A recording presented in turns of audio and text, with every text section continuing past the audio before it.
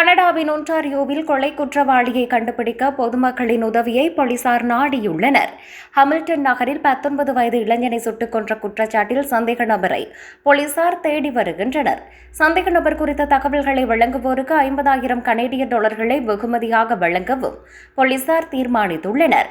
குறித்த சந்தேக நபர் தொடர்பான சிசிடிவி காணொலிகள் ஏற்கனவே வெளியாகியிருந்தன. அதில் அவர் கருப்பு நிறத்திலான ஹூடி, கையுறை மற்றும் முகமூடி போன்றவற்றை அணிந்துள்ளார். அத்துடன் இந்த வழக்குடன் தொடர்புடைய கருப்பு நிற ஹோண்டா சிவிக் கார் ஒன்று போலீசாரால் கைப்பற்றப்பட்டிருந்தது.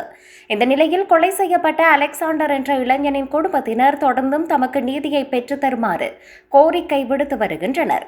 தகவல் தெரிந்தவர்கள் ஹமில்டன் காவல்துறை அல்லது குற்ற தடுப்பாளர்களை தொடர்பு கொள்ளுமாறு கேட்டுக் கொள்ளப்பட்டுள்ளது.